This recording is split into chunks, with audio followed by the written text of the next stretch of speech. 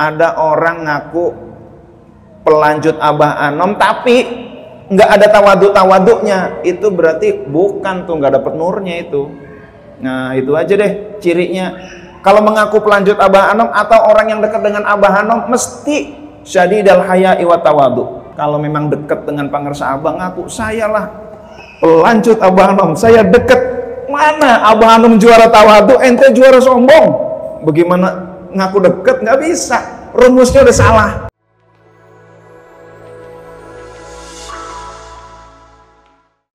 Jadi saya membidangi istighotsah, dakwah dan khidmah seluruh Indonesia. Saya bingung, saya cuma bisa termangu, ya Allah, aku mah apa atuh, saya nggak ngerti nih. Saya cuma pion-pionnya pangersa Abah aja, kita nih pion-pionnya beliau aja. Disuruh jadi ketua di WA oleh Sekum, sekretaris umum, Yai jenengan mudir nggih? Saya bilang salah, itu cuma salah nama, cuma nama aja yang sama, Abdul Latif, tapi bukan saya, itu orang lain, saya bilang gitu. Lagi pula saya bukan Abdul Latif MAG, saya MA, fix ini bukan saya bilang gitu. Februari tahun 2025 sudah ditetapkan nama-nama pengurus Jatman lengkap. Saya nggak ngerti bahwa saya ada. Bulan Juli pelantikan, akhir Juni saya baru dikasih tahu. Jenengan ge bukan. Akhirnya dia cari siapa sih Abdul Latif ini, kata sekretaris umum ya. Dicari nggak ketemu, gagal maning, priben Giason gitu ya. Oh pas dicari berkas, iya ini pernah direkomendasikan oleh Jatman Jakarta. Nggih, jenengan direferensikan oleh Jatman Jakarta. Jadi fix itu jenengan, kata dia. Fix jenengan nggih. Oh begitu. Ya sudahlah, sami'na wa ata'na. Kalau kata Pak Nana Suryana, wakil ketua LDTKN, ulah hayang, ulah embung, kudu daek, katanya gitu ya.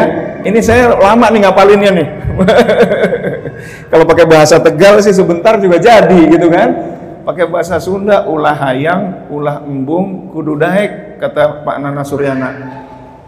Ikhwan Tekian begitu.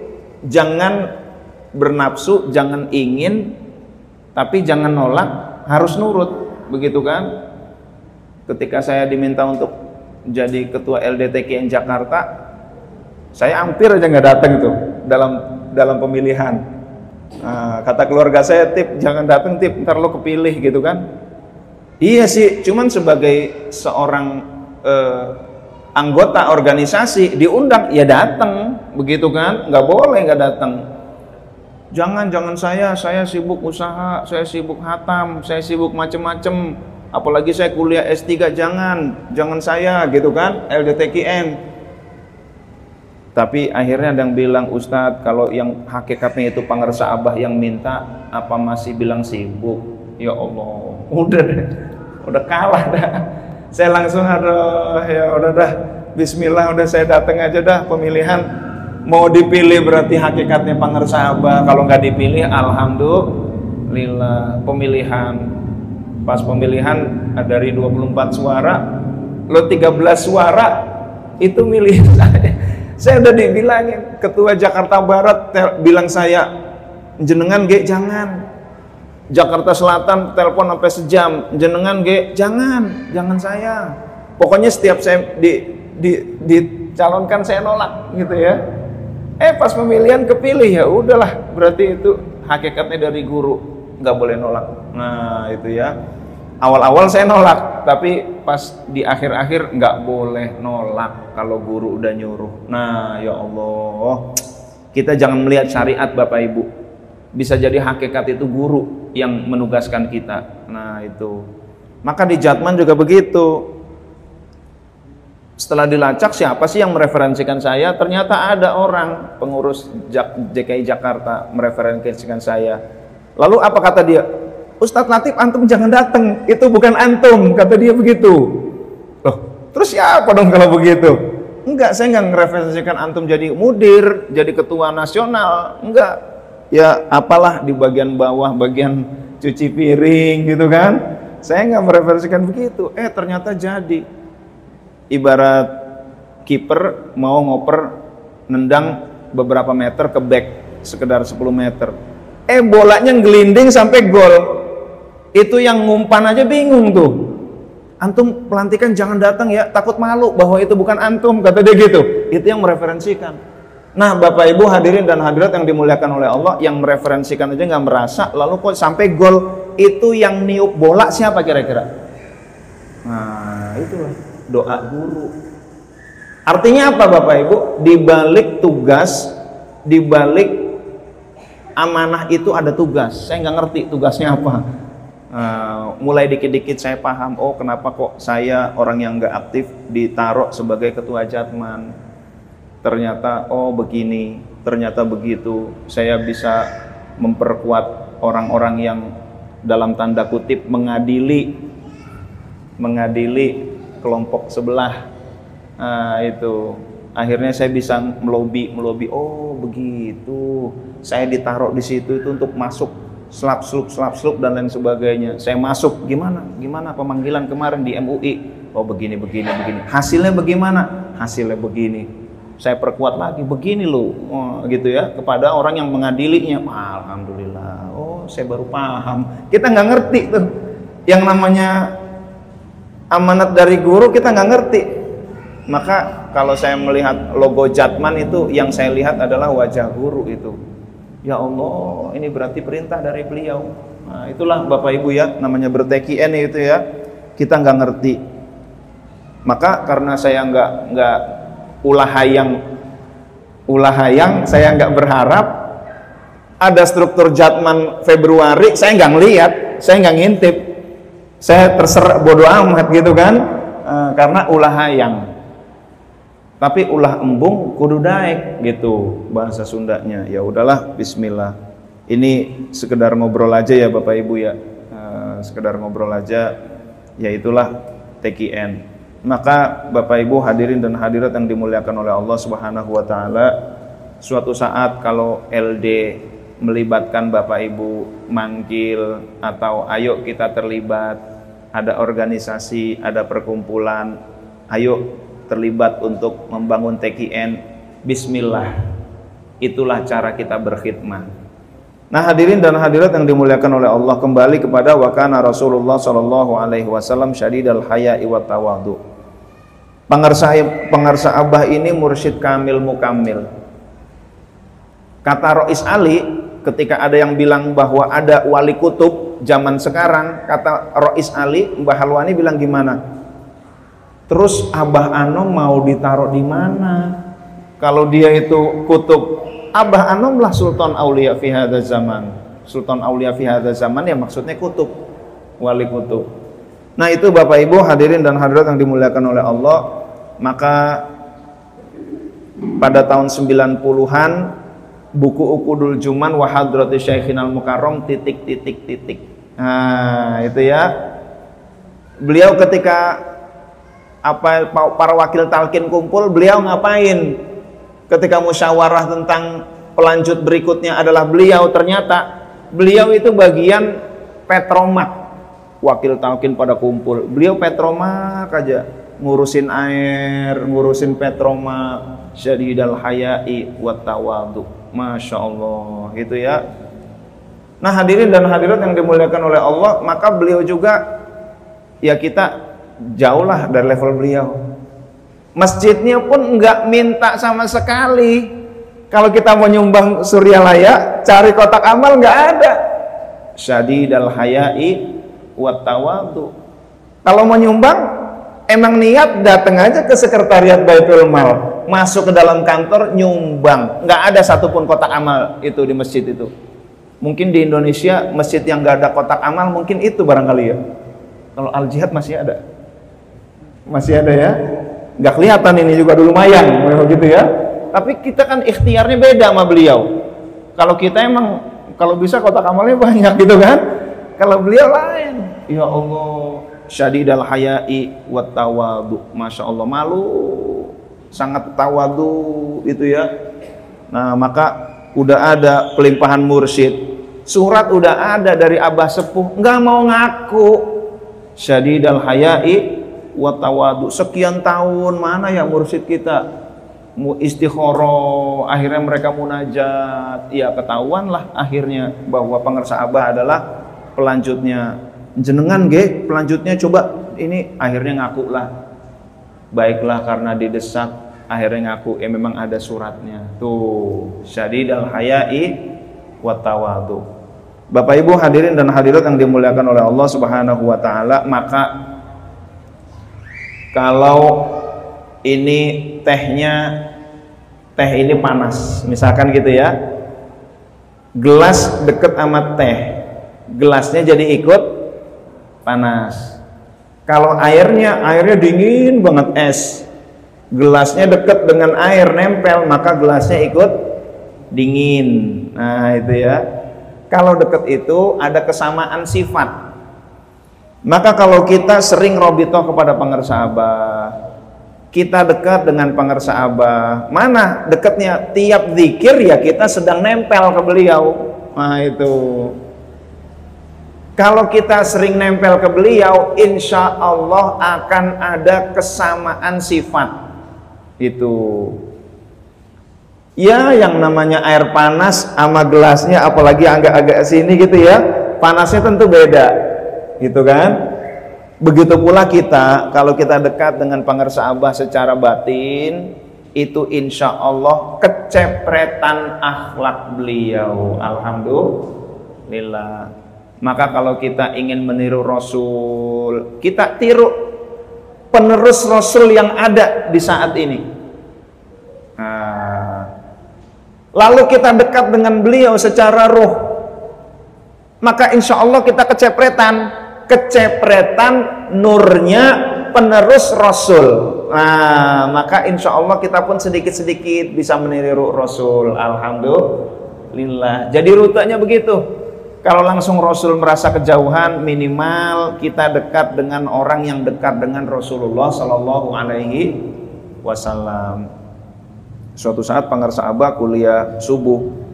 Kalau kuliah subuh, saya kan madep ke jamaah diri. Pengersa Abah kuliah subuhnya habis tawajuk, kuliah subuh madep kiblat, duduk. Beliau nggak menatap manusia dan nggak perlu ditatap manusia. Bagi beliau yang paling penting adalah menatap Allah yang menggerakkan, membolak-balikan kolbu manusia. Itu yang paling penting. Itu ya.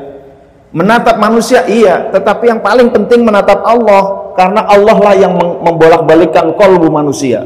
Masya Allah, itu logikanya beda.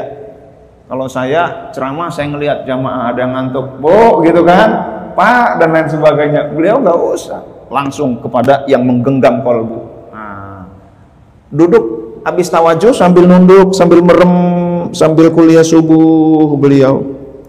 Tiba-tiba lagi kuliah subuh, Gusti, bukan Ustadz Gusti ya. Tiba-tiba beliau menyebut Gusti, Gusti. Rasulullah Shallallahu Alaihi Wasallam hadir. Masya Allah, itu ya, dekat beliau dengan Rasulullah Shallallahu Alaihi Wasallam. Nah hadirin dan hadirat yang dimuliakan oleh Allah Subhanahu Wa Taala, minimal kita dekat dengan orang yang dekat dengan Rasulullah Shallallahu Alaihi Wasallam. Kita kecepretan beliau, beliau kecepretan Rasulullah Shallallahu Alaihi Wasallam. Nah itu, maka akhirnya kita sedikit demi sedikit bisa meniru akhlak Nabi. Nah itu, karena kita dekat. Hadirin dan hadirat yang dimuliakan oleh Allah Subhanahu wa taala. Jadi zikir adalah kita berinteraksi dengan beliau. Kita zikir la ilaha illallah. Saya mau tanya, sebelum kenal pengersa Abah, zikir kita udah la ilaha illallah belum? Udah ya. Zikir kita la ilaha illallahnya saya mau tanya, udah 165 minimal belum? Belum. Oke, satu angka. Yang kedua, zikir kita la ilaha illallahnya goyangnya asal goyang. Setelah kenal pengersa Abah asal goyang apa sesuai dengan latifah? Sesuai dengan latifah. Berarti la ilaha illallahnya adalah la ilaha illallah pengersa Abah. Jumlahnya pengersa Abah la ilaha illallah. Dulu kan la ilaha illallah, la ilaha illallah. Ini adem nih masjid gitu kan? La ilaha illallah. Arahnya enggak ada arah yang mantep gitu kan? Oke, dua ya. Berarti la ilaha illallah kita sekarang bukan la ilaha illallah kita yang dulu, tapi la ilaha illallahnya pangarsa Abah. Nah itu. Ketiga, penekanan. Dulu sebelum ketemu pangarsa Abah, zikirnya la ilaha illallah, gitu enggak? Enggak ya? La ilaha illallah, gitu kan? Berarti penekanan ini penekanan kita yang dulu apa penekanan pangarsa Abah? Penekanan pangarsa Abah. Jumlahnya la ilaha illallah pangarsa Abah. Penekanannya penekanan pangarsa Abah. Lalu gerakannya gerakan la ilaha illallah pangarsa Abah. Berarti ketika kita sedang mengamalkan itu, kita sedang mengamalkan la ilaha illallahnya pangarsa Abah. Nah itu, inilah membangun hubungan. Nah, membangun hubungan. Makin banyak zikir kita, makin dekat dengan beliau. Apalagi dikit-dikit robito, dikit-dikit robito, begitu kan? Masya Allah makin dekat. Tahu-taunya kita akhlaknya nggak kerasa. Kamu semenjak ber-TKN kok kamu sekarang semakin lembut ya? Alhamdulillah. Kamu semenjak ber-TKN kok kamu sekarang jadi penyabar. Ada ibu-ibu saya ajak ber-TKN, lalu setelah ber-TKN dia bingung. Ustadz, saya bingung setelah ber-TKN, kenapa? Saya kok nggak bisa marah ya? Kata dia gitu ya. Ya Allah, itu sudah kecepretan nurnya pangarsa Abah. Kok nur pangarsa Abah bisa begitu hebat? Iya, karena di dalam wajah beliau itu ada nur Muhammad Sallallahu Alaihi Wasallam, karena beliau adalah mursyid yang tersambung sampai ke Rasul. Maka ada nur Muhammad dalam diri beliau. Oh itu. Maka ketika kita memandang wajahnya jadi ingat kepada Allah. Kenapa? Karena jadi tersambung dengan nur Muhammad. Nah itu. Jadi nggak semua ulama itu pewaris Nabi. Ulama yang mana? Itulah yang pewaris Nabi. Nah hadirin dan hadirat yang dimuliakan oleh Allah Subhanahu wa taala. Sedangkan di dalam sebuah ungkapan man tawadhu'a rafa'ahullah wa man takabbara wada'ahullah. Nah, ada yang bilang ini hadis ya. Siapa yang tawadhu'a, siapa yang tawadhu, rafa'ahullah, Allah angkat dia. Wa man takabbara, siapa yang kibir, siapa yang sombong, wada'ahullah, Allah akan turunkan dia. Siapa yang merendah akan ditinggikan, siapa yang meninggi akan direndahkan. Nah itu ya. Maka beliau terus saja meskipun posisinya tinggi, makomnya begitu tinggi, tetap beliau merendah. Nah itu. Kalau dalam bahasa Inggris kan ada tuh lagunya. Dedalane. Ini lagu apa ya? Bahasa Jawa. Kuno lawan sakti. Terus apa lagi Pak? Kudu andap asor. Nah itu ya. Tawadu waningala luhur wakasane. Ntar pada ngantuk lagi ya. Ya Allah. Hadirin dan hadirat yang dimuliakan oleh Allah Subhanahu wa taala, jadi kembali bahwa kalau kita dekat dengan pangarsa Abah, insya Allah kita kecepretan akhlak beliau. Nah itu. Bagaimana cara kita mendekat? Yang pertama, ziarah ke Suryalaya itu penting. Ini pertama ya, secara fisik. Apalagi kita malu, kita ya dari Tangerang ke Suryalaya berapa jam kira-kira Ustaz Gusti? 6 jam. Kemarin pertemuan wakil talqin, ada 17 wakil talqin dari 23 wakil talqin. Dari Malaysia ada Ustadz Trang Isa. Itu pertemuan wakil talqin yang pakai kursi roda beberapa. Ustadz Rang Isa dari Malaysia yang nggak pernah datang itu kemarin dalam manakib dan milad datang tuh pakai kursi roda. Ada yang dari Sulawesi Selatan, ada yang dari Kalimantan, dari Malaysia aja, wah banyak sekali, dari Singapura banyak. Masya Allah, itu dari Singapura itu tiap bulan. Saya kalau ke Suryalaya itu kalau di madrasah lantai 2 itu tempatnya orang-orang Singapura. Kalau saya ke atas, oh ada orang-orang Singapura tuh, tiap bulan dari Singapura tuh. Ya Allah, dari Tangerang. Iya, saya dengar dari Tangerang termasuk banyak. Saya dengar Tangerang ini, Kabupaten Tangerang termasuk penyebaran TKN terpesat, katanya begitu ya. Mudah-mudahan ya, amin. Nah itu Tangerang banyak, kadang-kadang wah pokoknya semarak lah Tangerang lah ya. Yang pertama, bagaimana cara kita memiliki akhlak yang agung seperti Rasul? Dekatkan diri kita dengan orang yang dekat dengan Rasul. Itu maka kita kecepretan. Dekat caranya bagaimana? Yang pertama ziarah. Ini penting Bapak Ibu. Karena apa? Orang kalau kelamaan gak ziarah, khawatirnya kena virus. Nah, kena virus tetangga gitu kan, yang ngaku-ngaku. Maka Bapak Ibu kita lihat deh, ada orang ngaku pelanjut Abah Anom tapi nggak ada tawaduk-tawaduknya, itu berarti bukan tuh, nggak dapet nurnya itu. Nah itu aja deh cirinya. Kalau mengaku pelanjut Abah Anom atau orang yang dekat dengan Abah Anom mesti syadidal haya'i wa tawaduk. Contoh Kiai Sandisi ya, Kiai Sandisi tawaduk nggak kira-kira beliau? Tawaduk. Ngelihat wajah beliau enak nggak kira-kira? Enak. Sombong nggak beliau? Enggak, tunduk aja paling senyum gitu ya. Ya udah talkin, bicara nggak banyak, dikit beliau istikharah dulu. Ada yang minta amalan ijazah, riyadhah, diam dulu beliau, ngelihat mukanya dulu, ngelihat muka, lalu beliau kasih amalan, kan begitu kan? Udah nggak banyak ngomong. Nih nggak ada begitu ya. Ya Allah, itulah orang yang deket. Karena beliau dari ngangon kambing, kambingnya Pangersa Abah. Itu deket begitu tuh. Contoh, kalau memang deket dengan Pangersa Abah, ngaku, saya lah pelanjut Abah Anom, saya deket. Mana Abah Anom juara tawadhu, ente juara sombong. Bagaimana ngaku deket? Nggak bisa. Rumusnya udah salah, gitu kan? Nggak bisa. Ya Allah, udah nggak ada nurnya itu. Tapi kalau ada nurnya, lihatlah pakai Sandisi. Bukan berarti beliau penerus ya, bukan ya. Tapi orang yang dekat itu cirinya itu ada kesamaan sifat. Nggak mungkin Abah Anom juara tawaduk kok yang ini juara sombong, nggak mungkin.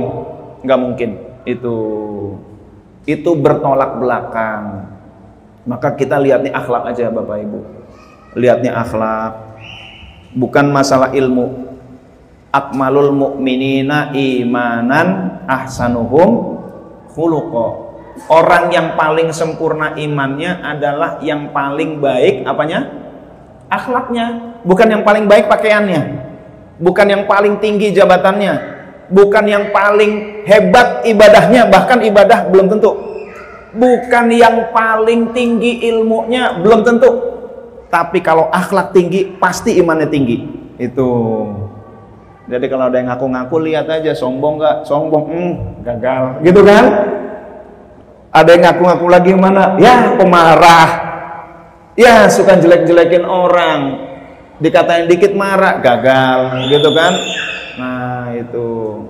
Jadi loh kok ngaku pelanjut tapi kok kasar? Ah berarti bukan. Nah itu. Nah jadi boleh ilmunya tinggi, tapi ketinggian ilmu bukan indikator keimanan. Banyaknya ibadah, banyaknya riyadhah bukan indikator keimanan. Tetapi akhlak adalah indikator keimanan. Tuh. Hadirin dan hadirat yang dimuliakan oleh Allah Subhanahu wa taala, maka tugas kita adalah terus kita tanamkan zikir la ilaha illallah. Hadirin dan hadirat yang dimuliakan oleh Allah, dalam surah Ibrahim ayat 24 Allah berfirman, a'udzubillahi minasyaitonirrajim, Alam tara kaifa daraballahu mathalan kalimatan thayyibatan kasyajaratin thayyibah asluha thabitun wa far'uha fis sama' tu'ti ukulaha kulla hinin bi'izni rabbiha. Nah ini ya, alam tara kaifa daraballahu mathalan kalimatan thayyibah. Tahukah kamu Allah memberikan waduh ini kalau udah malam gini ya, perumpamaan kalimat thayyibah seperti pohon yang baik. Asluha sabit, itu akarnya menghunjam, wa far'uha fis sama, cabang-cabangnya sampai ke langit. Terus apakah buat tinggi-tinggi? Bukan. Ngapain sampai ke langit? Tu'ti ukulaha kullahinin bi'izni rabbiha. Dia memberikan buahnya setiap saat. Nah ini ya, bi'izni rabbiha, dengan izin Allah. Akarnya menghunjam, cabangnya sampai ke langit, buahnya setiap saat. Itulah pohon yang baik.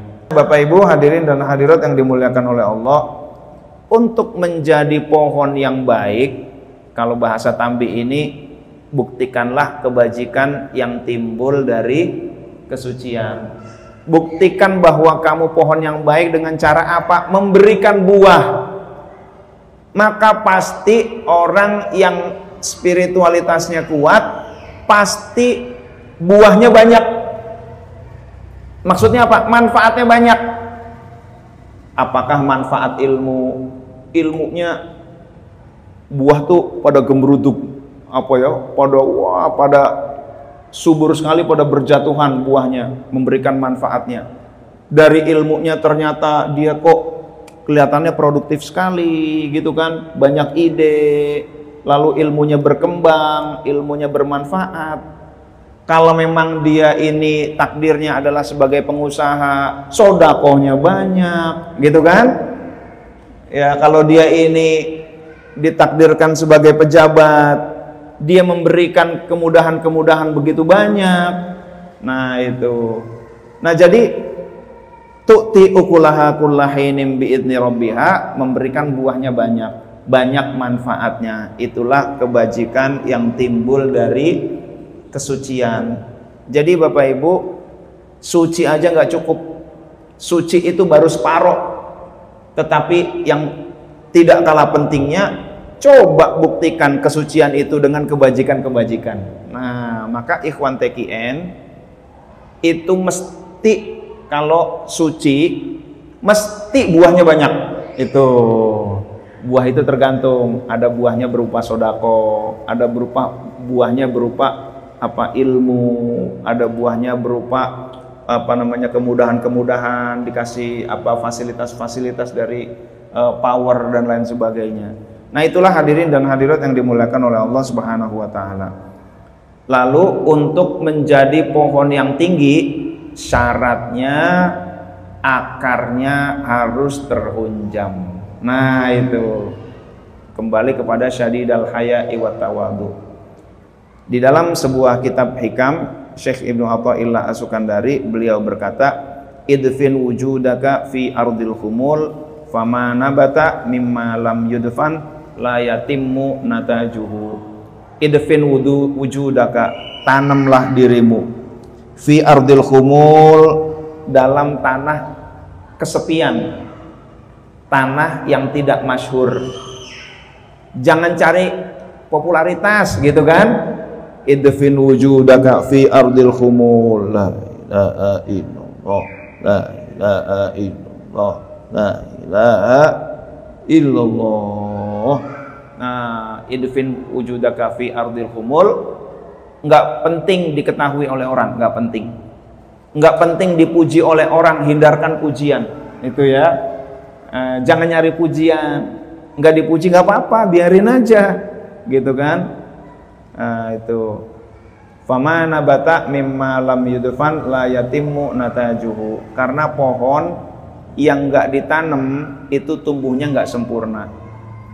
Ada biji belum apa-apa pengennya muncul, nah belum apa-apa pengennya kelihatan, padahal belum dalam, pengennya kelihatan. Ini pohonnya bakal tinggi apa kuntet? Kuntet. Itu nggak bisa setinggi langit itu cabangnya memberikan buah yang banyak setiap saat, nggak bisa. Ini penting Bapak Ibu, akarnya dulu itu.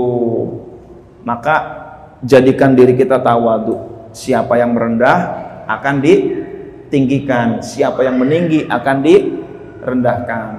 Pangersa Abah nih nggak seneng. Cara Pangersa Abah sayang kepada muridnya adalah kalau muridnya sombong, sekalian aja dipendem, gitu.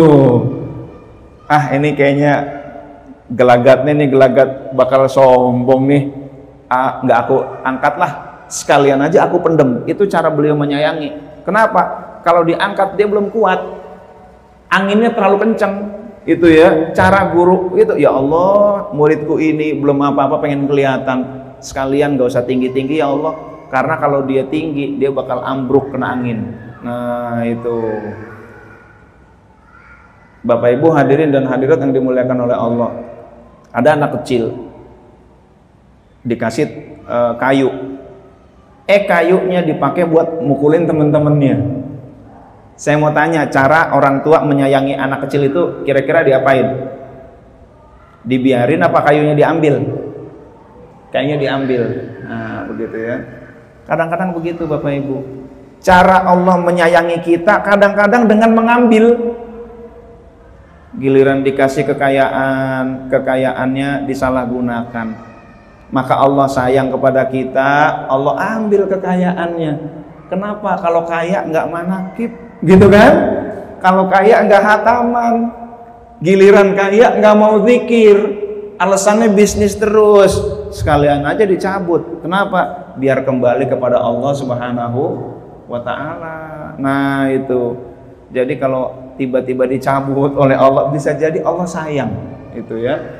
Karena kalau dikasih kekayaan nggak mau zikir. Nah itu. Nah kembali kepada pohon tadi.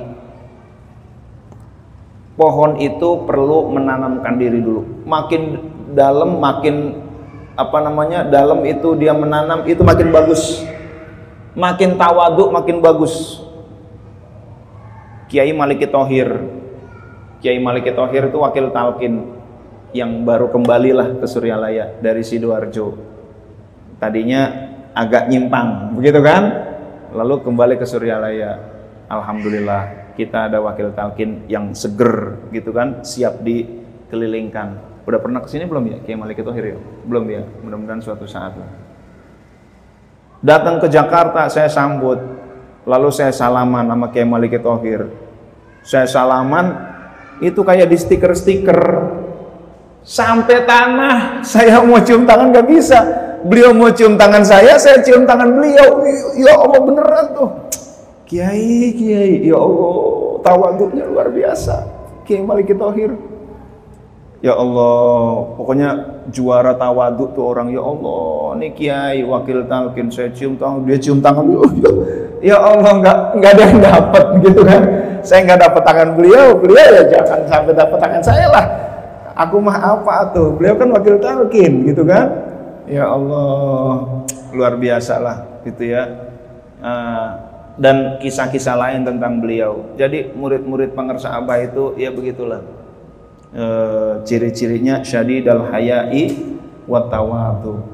Maka jangan malu-maluin Suryalaya. Kok murid Abah Hanom begitu? Nah, ini namanya malu-maluin Suryalaya. Yang namanya Alfamart itu kita udah hafal, mesti merah kuning, gitu kan? Masuk Alfamart sebelah kanan apa? Kasir, gitu ya? Kasir. Kita tahu tuh paling kiri apa paling kiri? ATM gitu ya. Lorongnya paling kiri apa tuh? Di pojok situ ada susu saset gitu kan. Lalu sabun adanya di sebelah kanan, tisu, masker dan lain sebagainya. Sebelah kiri roti. Itu kita udah hafal posisinya. Satu Alfamart dengan Alfamart lain. Kita ini juga harusnya begitu dengan Pangersa Abah. Jadi orang taunya, oh murid Abah ya. Kalau murid Abah Hanom biasanya tawadu, begitu kan? Murid Abah Hanom biasanya pemalu. Tetapi bukan berarti tawadu lalu nggak produktif, Bapak Ibu, gitu ya. Nah, saya nggak usah lah gitu. Nah, ini namanya nggak buktikan kebajikan yang timbul dari kesucian. Tetap produktif. Karena al-yadul ulya khairum minal yadis sufla. Tangan di atas lebih baik dari tangan di bawah. Suatu saat saya mau cerita tentang kapak 21. Kapak 21. Kali ini 211. Suatu saat ada orang datang kepada Rasul, ya Rasul, aku nih belangsak ya Rasul, gitu kan? Apa kata Rasul? Apakah Rasul langsung ngasih? Enggak.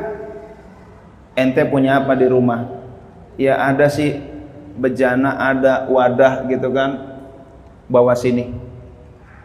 Pas dibawa, siapa yang mau beli ini? Saya beli. Berapa kamu? Saya beli 2 dirham. 2 dirham doang. Akhirnya Rasul bilang kepada orang tadi, 1 dirham buat makan keluarga, 1 dirham buat kapak. Itulah kapak 211. Harganya 2 dirham, 1 buat keluarga, 1 buat nyari duit. Akhirnya dengan kapak itu dia cari kayu bakar. Akhirnya 1 dirham itu bisa menghidupi keluarga dalam waktu lama. Alhamdulillah. Dia nggak minta-minta lagi, karena orang yang membuka pintu minta-minta dia sama dengan membuka pintu kefakiran. Al yadul ulya khairum minal yadis sufla, gitu kan? Tangan di atas lebih baik. Maka ikhwan TKN jadilah produktif. Kalau ikhwan TKN tidak meningkatkan kapasitas, ini sama dengan memubadirkan mustajabnya doa guru. Guru itu doain kita semua, Bapak Ibu. Kalau kita kerjanya nggak keras, namanya nggak tahu diri. Padahal guru mendoakan kita, kita nggak kerja keras, namanya nggak tahu diri. Murid TKN harus kerja keras. Yang bisnis ngamuk bisnis, yang belajar terus belajar.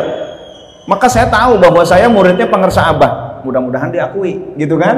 Saya belajar terus sampai S2, sampai S3. Meskipun saya sibuk, terus saja belajar. Karena apa? Kita kalau bergerak itu ada doa guru. Nah itu, dakwah terus belajar. Udah sampai rumah saya tetap ngaji. Malam ini sebenarnya ada pengajian kitab. Saya sampaikan ke Ustaz Syarif. Habis saya atur, saya buka Zoom, saya live streaming. Ini filenya, kitab Bidayatul Hidayah Marokil Ubudiyah. Saya kasih tahu halamannya. Saya delegasi ke teman-teman. Ini begini. Kita udah sampai sini. Silakan lanjutin. Saya mau manakib dulu, gitu kan? Karena saya mau silaturahim lah sekali-kali dengan ikhwan Kelapa Dua di sini ya. Nah, Bapak Ibu hadirin dan hadirat yang dimuliakan oleh Allah. Wah, udah jam 12 kurang. Udah jam 12 kurang nih totalnya nih. Nah, jadi bagaimana cara menanam akar sehingga dalam? Itu ya. Caranya adalah dengan tetap tawadhu. Itu. Maka bagaimana cara agar tetap tawadhu? Apa yang dimaksud dengan sombong? Sombong itu menganggap ada hal yang lebih rendah daripada dia. Itu sombong. Dalam kitab Marokil Ubudiyah ada satu hal aja yang lebih rendah dari dia, itu udah sombong. Itu ya. Ya Allah. Maka kita ini Bapak Ibu sarang penyakit sebenarnya kita ini. Sombong ya kita. Ciri sombong apa? Orang usul nggak mau denger, itu ya. Nah itu sombong. Ciri sombong lain apa? Nggak mudah berterima kasih. Mau ngomong terima kasih berat banget. Ciri sombong lagi apa? Nggak mudah minta maaf. Minta maaf gengsi banget. Ini ciri-ciri sombong nih. Jadi kalau rapat nggak mau dengerin pendapat orang, itu sombong. Itu ya. Sombong ada 3. Sombong yang paling bagus, sombong yang parah, sombong yang paling parah. Sombong yang paling bagus apa? Orang tahu bahwa dirinya sombong dan dia berjihad. Wah, ini masjid al-jihad ya. Berjihad untuk supaya sombongnya itu nggak subur. Gitu ya. Dia tahu bahwa dia sombong, tetapi dia terus la ilaha illallah, la ilaha illallah. Ya Allah, ini masih ada kesombongan di hati ini ya Allah. Terus dia lawan kesombongan itu, itulah sombong terbaik. Yang kedua, sombong yang parah itu adalah sombong dalam bentuk amal perbuatan. Di WA, giliran gak ada perlunya, gak mau jawab dia. Nah itu ya, sombong. Silaturahim kenapa? Bau rakyat gitu kan? Wah itu dia nggak mau, dia kenapa? Sombong dia. Sombong dalam bentuk amal perbuatan. Yang paling parah sombong sudah mewujud jadi ucapan. Ini sombong paling parah. Kalau nggak ada saya, wah itu ya, ya Allah itu luar biasa. Itu rajanya sombong. Itu sebenarnya di sisi Allah rendah. Maka tugas kita terus tanamlah diri kita di tanah kerendahan. Dengan cara apa? Dengan cara mengaku bahwa kita adalah makhluk terendah. Jadi begitu ya Bapak Ibu ya. Saya kemarin bilang apa anak-anak, kalau saya boleh memilih, saya pengennya enggak ngisi di Suryalaya. Kenapa? Ya Allah, amalia saya begini, itu di tempat para aulia. Ya Allah, makhluknya luar biasa. Kita tuh telanjang di Suryalaya. Banyak orang-orang yang arif di situ. Ya Allah, kalau saya bilang sama teman saya, di dunia ini satu tempat yang saya paling malu untuk bicara adalah Suryalaya. Saya udah ceramah di Istana Wakil Presiden udah 21 tahun biasa, tapi ceramah di Suryalaya, ya Allah, telanjang kita. Ya Allah, malu banget gitu ya. Saya bilang para anak kalau bisa saya nggak usah isi lagi. Pulang ayam kata beliau Pak, pulang embung gunung daeng. Begitu ya. Ya Allah, Bapak Ibu hadirin dan hadirat yang dimuliakan oleh Allah. Jadi kita disarang penyakit yang malas kita, yang dengki kita, yang sombong kita dan lain sebagainya. Yang kedua, yang dimaksud menanam itu adalah apa? Menanam itu dengan menyerap barokah dari hikmah. Jadi kalau akar ini ditanam ke dalam tanah, sebenarnya menyerap makanan. Maka begitu pula yang dimaksud dengan ditanamlah itu akar, menyerap hikmah dengan cara berhikmah. Nah itulah mempersiapkan pondasi gitu ya. Selain kita merendahkan diri kita, cari serap, cari nur dengan cara berhikmah. Ini cara pondasi. Maka kalau pondasi kita terbuat, mudah-mudahan Allah tumbuhkan pohon yang baik buat kita. Pohonnya, rantingnya, cabangnya sampai ke langit dan terus memberikan buahnya. Amin ya rabbal alamin. Jadi gitu aja Bapak Ibu hadirin dan hadirat yang dimuliakan oleh Allah. Mudah-mudahan kita ini Allah takdirkan menjadi orang-orang yang istiqomah, orang-orang yang dekat dengan para sahabat, orang-orang yang selalu bersama para sahabat, dan mudah-mudahan kita kecepretan akhlak beliau. Amin ya rabbal alamin. Dan marilah kita sama-sama dengan berkah beliau kita terus merendahkan diri kita, singkirkan kesombongan, dan teruslah berkhidmat kepada beliau. Mudah-mudahan dengan 120 tahun ulang tahun Suryalaya kita bangkit, bersatu, maju. Nah itu ya, kita satukan khidmah kita, berjamaahkan khidmah kita, dan kita majukan Suryalaya insya Allah. Demikian, kurang lebihnya mohon maaf. Terima kasih. Wallahu muwaffiq ila aqwamit thoriq. Assalamualaikum warahmatullahi wabarakatuh.